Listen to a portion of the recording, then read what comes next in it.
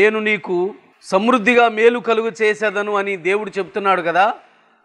దేవుడు కలుగు చేయు సమృద్ధి అయిన మేలు అంటే ఏమిటి? వాటిని ఈరోజు మనము ఈ ప్రసంగంలో నేర్చుకుందాం.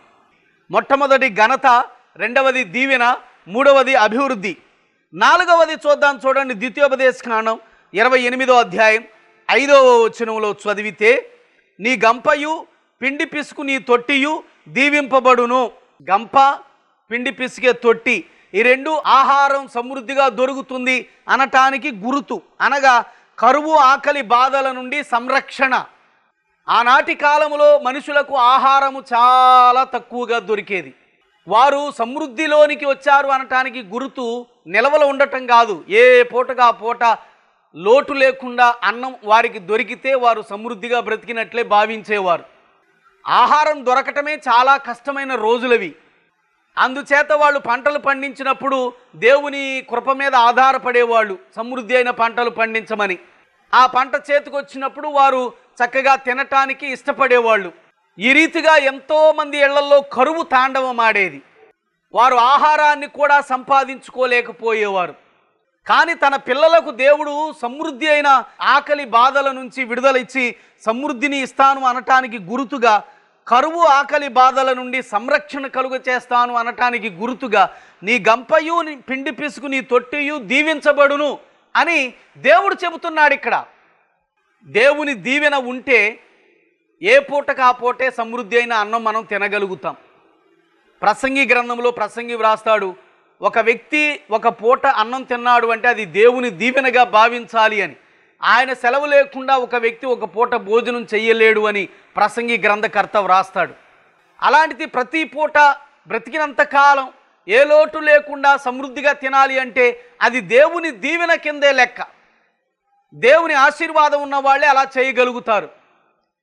అందుకే దేవుని యొక్క వాక్యంలో మనం లేవికాండం 26వ అధ్యాయం 3, 4, 5 వచనాలు చదివితే, మీరు నా కట్టడలను బట్టి నడుచుకొని నా ఆజ్ఞలను ఆచరించి వాటిని అనుసరించి ప్రవర్తించిన ఎడల మీ వర్షకాలములలో మీకు వర్షమిచ్చెదను, మీ భూమి పంటలనిచ్చును, మీ పొలముల చెట్లు ఫలించును, మీ ద్రాక్ష పండ్ల కాలము వరకు మీ నూర్పు సాగుచుండును, మీరు తృప్తిగా భుజించి మీ దేశములో నిర్భయముగా నివసించెదరు. మీరు నా వాక్యాన్ని అనుసరించి నడుచుకుంటే, దాని ప్రకారం ప్రవర్తిస్తే వర్షకాలంలో వర్షమిస్తాను, మీ భూమి పంటనిస్తుంది, మీ పొలములు చెట్లు ఫలిస్తాయి, మీ ద్రాక్ష పండ్ల కాలం వరకు నూర్పు సాగుతుంటుంది, మీరు తృప్తిగా భుజించి దేశములో నిర్భయముగా నివసించెదరు. తృప్తిగా తిని అని అన్నాడు చూడండి. తృప్తిగా భుజించి నిర్భయముగా నివసించెదరు. ఏ పూట ఆహారము ఉండదన్న భయం మీకు ఉండదు. ప్రతి పూట దేవుడే ఇస్తాడు. సమృద్ధి అయిన ఆహారాన్ని దేవుడిస్తాడు. ఆ రీతిగా దేవుడు ఎలా ఇస్తాడు? ఆకాశానికి ఆజ్ఞాపిస్తాడు, అది వర్షం ఇస్తుంది. ఆ వర్షం వచ్చి భూమిని ఫలించేలా చేస్తుంది. భూమి ఫలించి ఫలములను మీకు ఇస్తుంది. ఆ ఫలములను మీరు తీసుకుని సమృద్ధిగా తింటారు, తృప్తిగా తింటారు. అప్పుడు సమృద్ధి కలుగుతుంది. కరువు ఆకలి బాధల నుండి సంరక్షణ కలుగుతుంది. దేవుడు కలుగజేసే మేలు ఇదే. కాబట్టి జాగ్రత్తగా వినండి. 4 ఏళ్ళు మన నోట్లోనికి వెళ్ళాలి అని అంటే దేవుని దీవెన మనకు అవసరం, దేవుని ఆశీర్వాదం మనకు అవసరం, ఆయన సెలవివ్వటం చాలా అవసరం. కాబట్టి నువ్వు దేవుని వాక్యానుసారమైన ప్రవర్తన ప్రవర్తిస్తే దేవుడు ఖచ్చితంగా ఆకలి బాధ నుండి, కరువు బాధ నుండి సంరక్షణ కలుగు చేసే పూచి ఆయన తీసుకుంటానని సెలవిస్తున్నాడు. కాబట్టి నీ ఇంటిలో సమృద్ధి ఉండాలి, ఆహారం లోటు లేకుండా సమృద్ధి ఉండాలి అని అంటే నువ్వు దేవుని వాక్యమునకు భయపడే వ్యక్తివై ఉండాలి. దేవుని వాక్యానుసారంగా ప్రవర్తించే వ్యక్తివై ఉంటే దేవుడు నీకు గొప్ప సమృద్ధిని ఇస్తానని వాగ్దానం చేస్తున్నట్లుగా ఇప్పటి వరకు కూడా మనం జ్ఞాపకం చేసుకున్నాం. అందరూ కూడా గుర్తించండి. కాబట్టి దేవుని సన్నిధిలో సమృద్ధి కావలసిన వారు ఆకలి బాధ నుండి, కరువు బాధ నుండి తప్పించుకుని సంరక్షణ పొంది సమృద్ధిలోనికి రావాలి అనుకున్న వారు దేవుని యొక్క దీవెన కోసం ఎదురు చూడాలి. అలాంటి వారు దేవుని వాక్యానుసారంగా ప్రవర్తించాలి అని దేవుని యొక్క వాక్యం సెలవిస్తున్నట్లు ఎప్పటి వరకు మనం ధ్యానం చేసుకున్నాం. కాబట్టి జాగ్రత్తగా విందాం. దేవుని యొక్క వాక్యానికి విధేయత చూపించటమే మనం చేయవలసిన ప్రథమ కర్తవ్యం. ఆ తరువాతనే ఈ మేలులన్నీ ఒక్కొక్కటిగా నీ మీదకి వస్తాయి అని ఈ అధ్యాయంలో దేవుడు తెలియచేస్తున్నాడు. కాబట్టి జాగ్రత్తగా విందాం. దేవుడు కలుగజేస్తానన్న సమృద్ధి అయిన మేలులలో 4వది ఏమిటి అని అంటే అది కరువు ఆకలి బాధ నుండి సంరక్షణ కలుగజేయటం. 5వ మేలు ఏమిటి అని అంటే ద్వితీయోపదేశకాండం 28వ అధ్యాయం 6వ వచనం చూడండి. నీవు లోపలికి వచ్చినప్పుడు దీవింపబడుదువు, వెలుపలికి వెళ్ళునప్పుడు దీవింపబడుదువు. లోపలికి వచ్చినప్పుడు దీవింపబడుదువు, వెలుపలికి వెళ్ళునప్పుడు దీవింపబడుదువు అనంటే లోపలికి రావటం, వెలుపలికి వెళ్ళటం, ఇలాంటి వాటిల్లో ఒక గొప్ప దీవెన మేలు ఏమిటి అని అంటే ప్రయాణములలో కాపుదల. నువ్వు లోపలికి వచ్చినప్పుడు, బయటికి వెళ్ళినప్పుడు, బయటికి వెళ్ళి ఎన్ని పనులు చేసినా, లోపలికి వచ్చి ఇంట్లో ఎంతకాలం నివసించినా దేవుడు నీకు తోడుగా ఉంటాడు, నీకు దీవెన కలుగునట్లు చేస్తాడు. నువ్వు లోపలికి వచ్చినప్పుడు దీవింపబడుదువు, వెలుపలికి వెళ్ళినప్పుడు దీవింపబడుదువు. నువ్వు లోపల ఎంతకాలం నివసించినా, వెలుపలికి వెళ్ళి ఎంతకాలం పని చేసుకున్నా నీ ప్రయాణాలలో తోడుగా ఉంటాడు, నీ ప్రయాణములలో కాపుదల ఇస్తాడు అని దేవుని యొక్క వాక్యం సెలవిస్తుంది. ఈ రోజున మనిషికి సుఖం ఎంతో ఉంది కానీ క్షేమం అనేది లేదు. ఒకప్పుడు మనిషి కాలినడకనే నడిచేవాడు. కాలినడకన నడిచే వ్యక్తికి సైకిల్ వచ్చింది. నడవటం కంటే సైకిల్ సుఖం కదా. సైకిల్ తర్వాత మోటార్ సైకిల్ వచ్చింది, ఇంకా సుఖం పెరిగింది. ఆ తర్వాత కారులు వచ్చాయి, ఇంకా సుఖం పెరిగాయి. ఇప్పుడు విమానాలు కూడా వచ్చేసాయి, ఇంకా సుఖం పెరిగింది. మనిషికి సుఖం లభించింది కానీ క్షేమం లేదు. ఈ సైకిల్ మీద, ఈ మోటార్ సైకిల్ మీద, ఈ కారు మీద, ఈ విమానాల్లో గాల్లో వెళ్ళేటప్పుడు క్షేమంగా అతడు వెళ్ళి మరలా తిరిగి వస్తాడో లేదో తెలియని రోజులు ఇవి. కాపుదల చాలా అవసరం, భద్రత చాలా అవసరం. అందుకే దేవుడు ఆదికాండం 28వ అధ్యాయంలో 15వ వచనంలో యాకోబుతో దేవుడు మాట్లాడినప్పుడు ఏమని అంటాడు అని అంటే, ఇదిగో నేను నీకు తోడయ్యుండి నీవు వెళ్ళు ప్రతి స్థలమందు నిన్ను కాపాడుచు ఈ దేశమునకు నిన్ను మరల రప్పించదను. ఒక చోట రాత్రి పడుకున్నప్పుడు అతనికి స్వప్నములో దేవుడు కనబడి దేవుడు వాగ్దానం చేస్తున్నాడు, నేను నీకు తోడయ్యుండి నీవు వెళ్ళు ప్రతి స్థలమందు నిన్ను కాపాడుచు ఈ దేశమునకు నిన్ను మరల రప్పించదను. నీవు వెళ్ళు ప్రతి స్థలమందు నిన్ను కాపాడుతాను. నువ్వు ఏ ప్రాంతాలకు తిరిగినా, ఏ ప్రాంతాలలో ఏం చేసినా ఆ ప్రాంతాలకు నువ్వు వెళ్ళినప్పుడల్లా నేను నిన్ను కాపాడుతాను అని దేవుడు తన వాక్యం ద్వారా సెలవిస్తున్నాడు యాకోబుకు.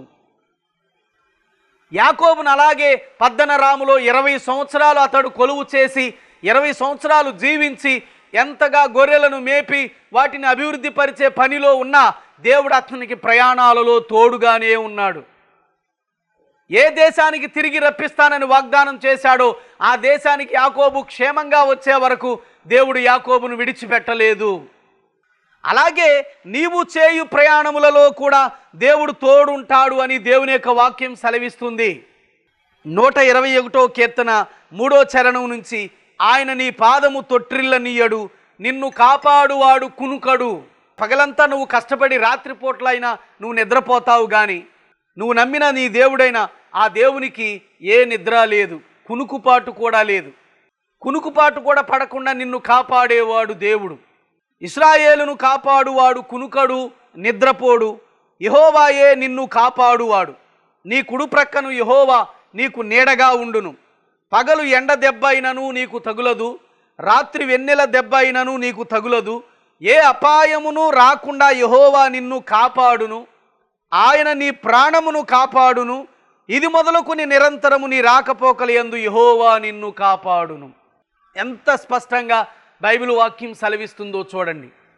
ఒక మనిషి తన కర్తవ్య నిర్వహణలో బయటికి వెళ్ళినప్పుడల్లా, తన ఆఫీస్కి వెళ్ళినా, ఏదో ఊరు వెళ్ళినా, లేకపోతే పొలం వెళ్ళినా, ఎక్కడికి వెళ్ళినా దేవుడు అతన్ని కాపాడుతాను అని వాగ్దానం చేస్తున్నాడు. దేవుని కాపుదల మనకు కరువైతే ఏనాడో చనిపోవలసిన వారం. మనం ఇంకా సజీవుల లెక్కలో ఉన్నాము అంటే ఏదో ఒక రోజున ఏదో ఒక ప్రమాదము నుండి దేవుడు మనలను కాపాడాడు. కాబట్టే ఇంకా క్షేమంగా సురక్షితంగా జీవించగలుగుతున్నాం. మన ప్రయాణాలలో ఆయన కాపుదల సమృద్ధిగా ఉన్నది కాబట్టే మనం ఇంకా జీవించుతున్నాము అన్న మాట అందరూ కూడా గుర్తుంచుకోండి. ఆయన కాపుదల లేకుండా మనం ఇంకా బ్రతికి బట్ట కట్టట్లేదు. అనుక్షణము ఆయన కనుసన్నల్లోనే మనం ఉన్నాం. మనలను బలపరచటానికి ఆయన కనుదృష్టి మనలను చూస్తుంది. మనలను కాపాడటానికే ఆయన ఎప్పుడు కూడా ఎదురు చూస్తున్నాడు అని దేవుని యొక్క వాక్యం సెలవిస్తుంది. కాబట్టి జాగ్రత్తగా వినండి. ఆయన మన ప్రయాణములలో కాపుదల దయచేస్తాడు. ఆయన కలుగజేసే ఇంకొక మేలిది. ఎవరికి దయచేస్తాడు అని అంటే, ఆయన యందు భయభక్తులు కలిగి ఆయన వాక్యానుసారంగా ప్రవర్తించే వారికి. దావీదు ఎక్కడికి పోయినను యెహోవా అతనికి తోడుగా ఉండెను అని లేఖనాల్లో మనం చదువుతాం. ఎందుకు యెహోవా దేవుడు దావీదు ఎక్కడికి పోయినా తోడుగా ఉన్నాడు అని అంటే, ఆ దావీదు దేవుని యందు భయభక్తులు కలిగి వాక్యానుసారమైన ప్రవర్తించే వ్యక్తి. అతడు యుద్ధానికి వెళ్ళినప్పుడు యుద్ధములో తోడుగా ఉండి కాపాడుతూ భద్రపరిచాడు. ఎక్కడికి వెళ్ళినా దేవుడు అతనికి తోడుగా ఉన్నాడు. అతనిని కాపాడి భద్రపరిచాడు. ఎన్నో మార్లు శత్రువుల చేతికి చిక్కవలసిన ప్రాణాన్ని దేవుడు కాపాడాడు. అతడు బహు వృద్ధాప్యం వరకు బ్రతికే వరకు దేవుడు అతనిని సంరక్షిస్తూనే ఉన్నాడు. అతని ప్రయాణములలో కాపుదల దేవుడు దయచేస్తూనే ఉన్నాడు అని దేవుని యొక్క వాక్యం సెలవిస్తుంది. ఈ రోజున మనం బయటికి వెళ్ళి క్షేమంగా రావాలి అని అంటే దేవుని కాపుదల నీకు ఉండి తీరాలి. నీ పిల్లలు స్కూల్కు వెళ్ళి ఇంటికి తిరిగి రావాలి అన్నా, నీ భార్య ఏదైనా పని మీద బయటికి వెళ్ళి ఇంటికి తిరిగి రావాలి అన్నా, నీవు ఏదైనా పని మీద వెళ్ళి ఇంటికి తిరిగి రావాలి అన్నా, దేవుని కాపుదల చాలా ఉండాలి. దేవుని కాపుదల కంపల్సరీ మనకు ఉండాలి. అలా దేవుని కాపుదల ఎవరికి ఉంటుంది అని అంటే, వాక్యానుసారమైన ప్రవర్తించే వారికి దేవుని కాపుదల ఉంటుంది అని దేవుని యొక్క వాక్యం సెలవిస్తుంది. కాబట్టి వాక్యానుసారమైన ప్రవర్తన మనము ప్రవర్తించినప్పుడు మన ప్రయాణములలో దేవుని కాపుదలతో మనం సమృద్ధిగా జీవిస్తాము అని దేవుని యొక్క వాక్యం సెలవిస్తుంది. ఇది 5వ మేలు.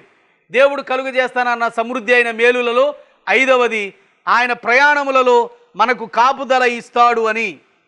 ఇప్పుడు ఇంకొక మేలు గురించి చదువుదాం. ద్వితీయోపదేశకాండం 28వ అధ్యాయం 7వ వచనంలో, నీ మీద పడు నీ శత్రువులను యెహోవా నీ ఎదుట హతమగునట్లు చేయును, వారొక త్రోవను నీ మీదకి బయలుదేరి వచ్చి 7 త్రోవల నీ ఎదుట నుండి పారిపోవుదురు. ఇంకొక మేలు ఏమిటి అనంటే, శత్రువులపై విజయం. నీ మీద పడు నీ శత్రువులను యెహోవా నీ ఎదుట హతమగునట్లు చేయును, వారొక త్రోవను నీ మీదికి బయలుదేరి వచ్చి 7 త్రోవల నీ ఎదుట నుండి పారిపోవుదురు. శత్రువులు ఎక్కువైనప్పుడు మనం చాలా కంగారు పడిపోతాం, భయపడిపోతూ ఉంటాం. ఏ శత్రువు వచ్చి మీద పడి మనల్ని హతమారుస్తాడోనని, ఏ శత్రువు వచ్చి దొమ్మిగా పడి మనకు హాని చేస్తాడోనని, మన అంతాన్ని చూస్తాడు అని చాలా భయపడిపోతాం. కానీ దేవుడు తన వాక్యానుసారంగా ప్రవర్తించే వారికి శత్రువులు ఎక్కువ ఉంటారని ఆయనే చెప్పాడు. ఈ లోకం మిమ్మును ద్వేషిస్తుంది, నన్ను ద్వేషించిన ఎడల నన్ను నమ్ముకున్న మిమ్మును కూడా ద్వేషిస్తుంది అని యేసుప్రభు యోహాను సువార్త 15వ అధ్యాయంలో 16వ అధ్యాయంలో చెప్పుకొచ్చాడు. ఈ లోకము తన వారిని స్నేహించును, మీరు లోకస్తులు లోక సంబంధులు కారు కాబట్టి అది మిమ్మును ద్వేషించును అని యేసుప్రభు చెప్పాడు. ఈ లోకములో శత్రువుల సంఖ్య ఎక్కువే. మనకు హాని చెయ్యాలని చూసేవారి సంఖ్య ఎక్కువే. మనకు కీడు చెయ్యాలని చూసేవారి సంఖ్య ఎక్కువే. కీడు చెయ్యకపోయినా కీడు జరగాలని కోరేవారి సంఖ్య ఎక్కువే. అలాంటి వారు దేవుని వాక్యానుసారమైన జీవితాన్నే ఎంచుకుని శత్రువులు ఎక్కువ అవుతున్నా అలాగే జీవిస్తున్నప్పుడు దేవుడు ఆ శత్రువులపైన విజయాన్ని ఇస్తానని వాగ్దానం చేస్తున్నాడు. ఇక్కడ నీ మీద పడు నీ శత్రువులను యెహోవా నీ ఎదుట హతమగునట్లు చేయును, వారొక త్రోవను నీ మీదకి బయలుదేరి వచ్చి 7 త్రోవల నీ ఎదుట నుండి పారిపోతారు. ఒక త్రోవను ఎంతో ధీమాగా వస్తారు, ఒక తలుపు గుండా మన దగ్గరికి వచ్చి నిలబడిన తర్వాత మన వెనక మన చుట్టూ ఉన్న దేవుని మహిమను చూసి వారు ఆ ఒక్క దారి గుండా ప్రవేశించడానికి పారిపోవటానికి సమయం చాలక 7 త్రోవలా పారిపోతారట. వాళ్ళు ఎంత ధీమాగా మన మీదకి వచ్చారో అంతకు 7 రెట్లు భయంతో వారు పారిపోతారు.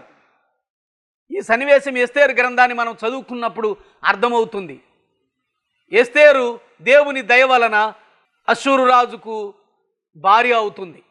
ఆ భార్య అయినప్పుడు మొర్దెకై అతడు ద్వారపాలకుడిగా పనిచేస్తున్నప్పుడు హామాను అనేటటువంటి ఒక అధికారి వచ్చినప్పుడు యూదుడైన మొర్దెకై అతనికి వంగి నమస్కారం చెయ్యడు. అందరూ వంగొంగి దండాలు పెడుతుంటారు. ఈ మొర్దెకై అనేవాడు ఎవడు, నాకు వంగి నమస్కారం చేయట్లేదు ఏంటి అని అతడు ఎవరని తెలుసుకుంటే యూదుడని తెలిసింది. యూదుడైనందు చేత మనిషికి వంగి నమస్కారం చేయట్లేదు మొర్దెకై. దేవునికి మాత్రమే వంగి నమస్కారం చేయాలి, ఏ మనిషికి పెట్టకూడదనే నియమం మొర్దెకైది. ఈ మొర్దెకై అనేవాడు చాలా అల్పుడు. అతనిని నాశనం చేయటం అనేది చాలా అల్పమైన సంగతి.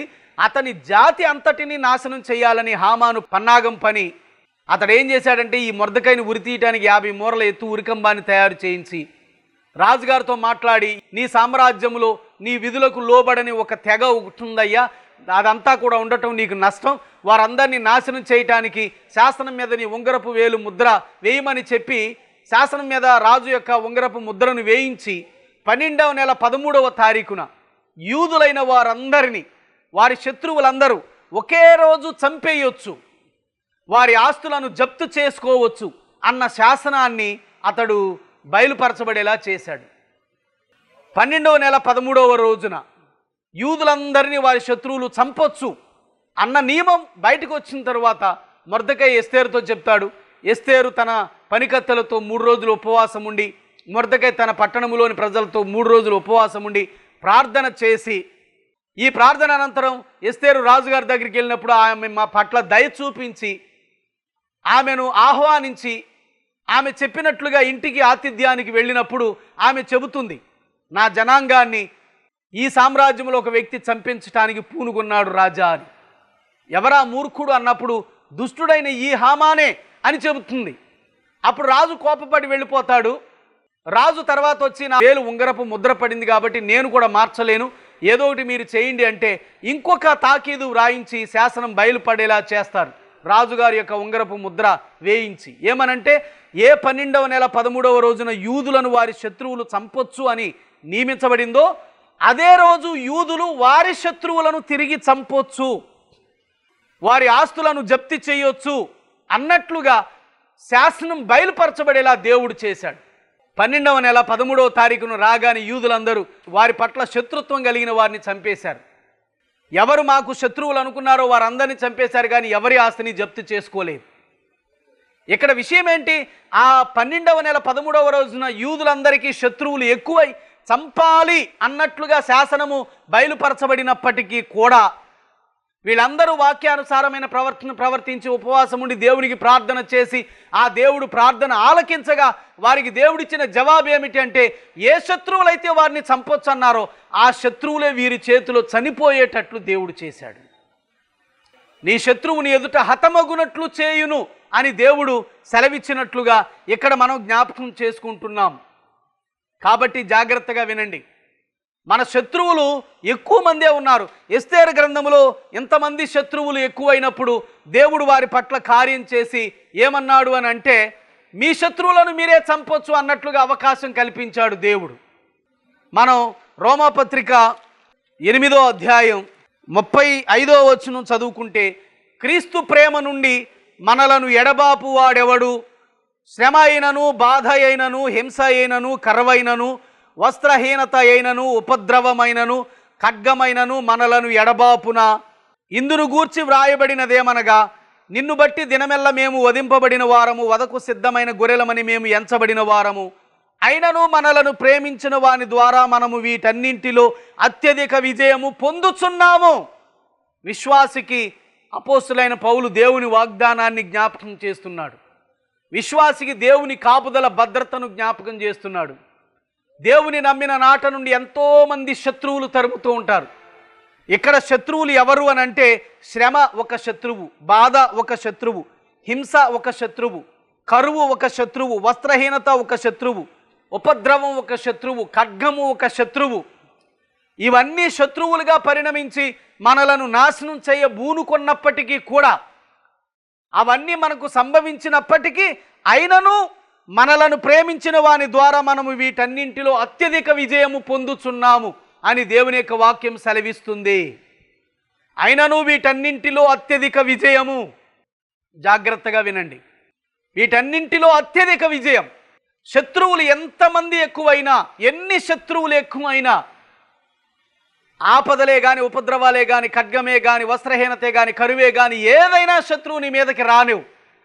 నిన్ను ప్రేమించిన నీ దేవుని ద్వారా వాటన్నింటిలో అత్యధిక విజయము పొందుచున్నాము అని దేవుని యొక్క వాక్యం సెలవిస్తున్నట్లుగా మనం జ్ఞాపకం చేసుకుంటున్నాం.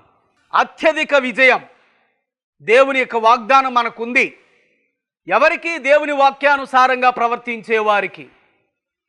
నీ మీద పడు నీ శత్రువులను నీ ఎదుట హతమగునట్లు దేవుడు చేస్తాడు. వారు ఒక త్రోవను నీ మీదకి వచ్చి 7 త్రోవల పారిపోతారు అన్న వాగ్దానం దేవుడిచ్చాడు మనకు.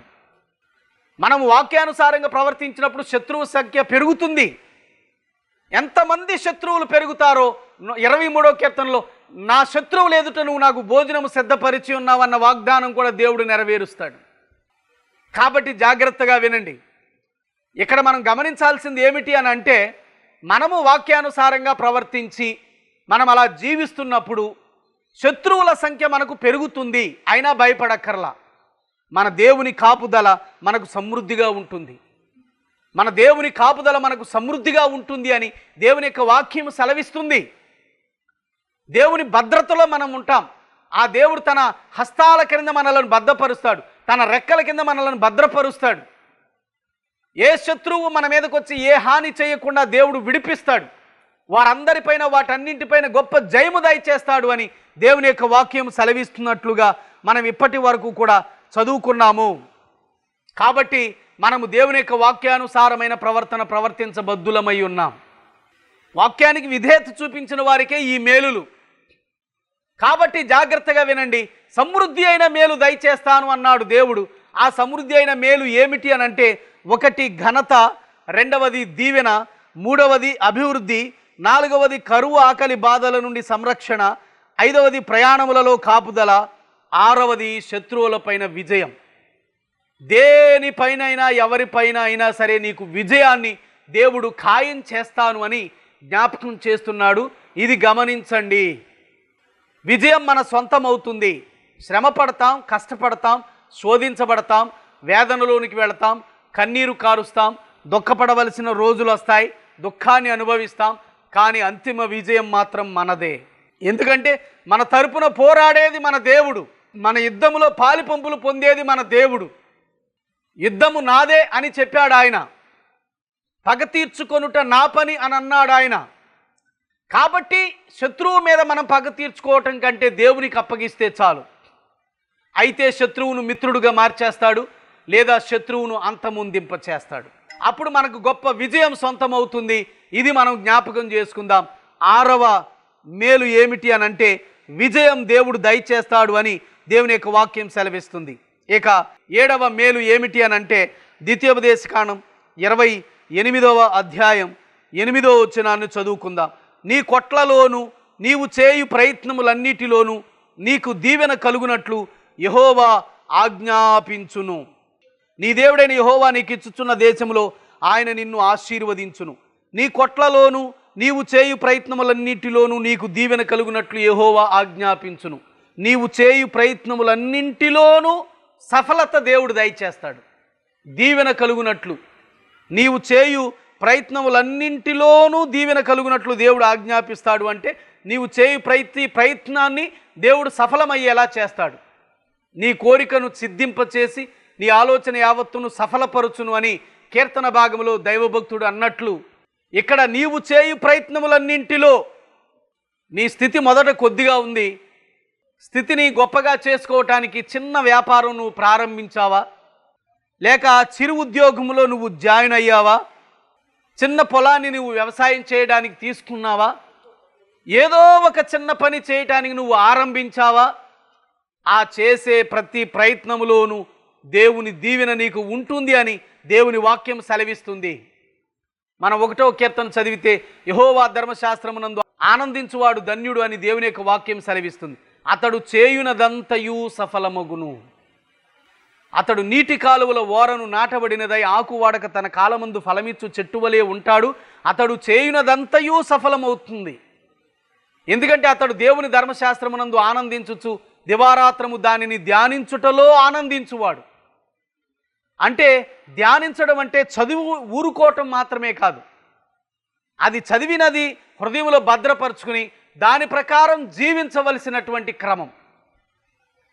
అలాంటి వారు చేయునదంతయు దేవుడు సఫలపరుస్తాడు అని దేవుని యొక్క వాక్యం సెలవిస్తుంది. కాబట్టి జాగ్రత్తగా విందాం. మనం ఇక్కడ గమనించాలి, ఎందుకు దేవుడు ఈ ద్వితీయోపదేశకాండం వ్రాయించాడు అని అంటే, మనం మన పిల్లలకు నేర్పాలి. ఏమని అంటే, దేవునికి విధేయత చూపిస్తే దీవెన, మేలు, దేవునికి అవిధేయత చూపిస్తే శిక్ష అని. పాత నిబంధనలు మనం చదువుకున్నప్పుడు 73వ కీర్తనలో, ఇర్మియా గ్రంథం 12వ అధ్యాయం 1-4 వచనాలలో, యోబు గ్రంథం 21వ అధ్యాయంలో మనం చదివినప్పుడు దుష్టులు కూడా ఆశీర్వాదం పొందినట్లు మనం చదువుతాం. దైవభక్తులు దేవుని దగ్గర ప్రార్థన చేస్తారు, దుష్టులు వృద్ధి పొందనేలా ప్రభువా అని అంటూ. మరి దుష్టులు వృద్ధి పొందుతున్నారు, దేవుని పిల్లలు వృద్ధి పొందుతున్నారు, తేడా ఏమిటి అని అంటే, దుష్టత్వాన్ని విడిచిపెట్టి దేవుని యందు భయభక్తులు కలిగి వాక్యానుసారమైన జీవితాన్ని జీవించే వీరికి ఆధ్యాత్మికతలో దేవుడు ఎదుగుదల దయచేస్తాడు, ఆత్మీయ జీవితాన్ని కడతాడు. వీళ్ళు వాక్యానుసారంగా ప్రవర్తిస్తున్నారు కాబట్టి ఆత్మీయతలో ఎదుగుదల దయచేస్తాడు. ఈ ఆత్మీయతలో ఎదిగిన వారే దేవునికి పవిత్రమైన జనంగా, దేవుని యాజకుల సమూహంగా ఎదుగుతారు అని దేవుని యొక్క వాక్యం సెలవిస్తుంది. కాబట్టి దుష్టత్వముతో ఇష్టం వచ్చినట్లుగా ప్రవర్తించి డబ్బును సంపాదించుకుని ఆశీర్వదించబడ్డాను అంటే అది ఆశీర్వాదం కాదండి, మన పిల్లలకు శాపం. నీతిగా నిజాయితీగా జీవిస్తూ వాక్యానుసారమైన జీవితంతో జీవిస్తూ నువ్వు ఆశీర్వాదం పొందుకుంటే ఆ ఆశీర్వాదం నీకు, నీ పిల్లలకు తరతరాలకు ఆశీర్వాదం. కాబట్టి దుష్టత్వం చేత ఎప్పటికీ మనము ఆశీర్వాదం పొందుకుందామని ఆలోచన రాకుండా, చెడు మార్గంలో సంపాదన తెచ్చుకుందామని ఆలోచన రాకుండా, నీతి మార్గంలో యథార్థ మార్గంలో సంపాదన తెచ్చుకుందామని వాక్యానుసారమైన జీవితాన్ని నువ్వు జీవిస్తూ దేవుని యందు భయభక్తులు కలిగి నువ్వు చక్కగా దేవుని సన్నిధిలో జీవిస్తూ ఉంటే అలాంటి నీకు సమృద్ధి అయిన మేలు దయచేస్తానని దేవుడు చెప్పాడు. ఆ సమృద్ధి అయిన మేలు 7 రకాలు. 1 ఘనత, 2 దీవెన, 3 అభివృద్ధి, 4 కరువు బాధ నుండి, ఆకలి బాధ నుండి సంరక్షణ, 5వది ప్రయాణములలో కాపుదల, 6వది విజయం, 7వది ప్రయత్నములన్నింటిలోనూ సఫలత. ఇది దేవుడు నీకు దయచేస్తానని వాగ్దానం చేశాడు. కాబట్టి ఇప్పుడైనా వాక్యానికి అవిధేయంగా బ్రతుకుతున్న నీవు దేవుని దగ్గర సమర్పించుకో, దేవుని వైపుకు తిరిగిరా, దేవుని దగ్గర నీ పాపాలు ఒప్పుకో, దేవుని అందరి భయభక్తులు కలిగి ఉండు, వాక్యాన్ని అనుసరించు. ఈ మేలులన్నీ దేవుడు నీ సొంతం చేస్తాడు. అట్టి భాగ్యం దేవుడు నీకు అనుగ్రహించి దీవించునుగాక. ఆమేన్. ప్రేమగల మా తండ్రి, పరిశుద్ధుడు అయిన యేసయ్య, నీ యందు భయభక్తులు కలిగి నీ వాక్యాన్ని అనుసరించే వారికి సమృద్ధి అయిన మేలు దయచేస్తానన్నావు. ఆ సమృద్ధి అయిన మేలు ఏ రీతిగా ఉంటుందో ఇప్పుడు మేము ధ్యానం చేసుకున్నాం. నీ వాక్యానుసారమైన జీవితాన్ని అనుసరించి అలాంటి దీవెనలు పొందుకునే భాగ్యం దయచేయమని యేసునామం పేరట ప్రార్థించి అడిగి వేడుకుంటున్నాము మా పరమ తండ్రి. ఆమేన్. అందరికీ వందనాలండి.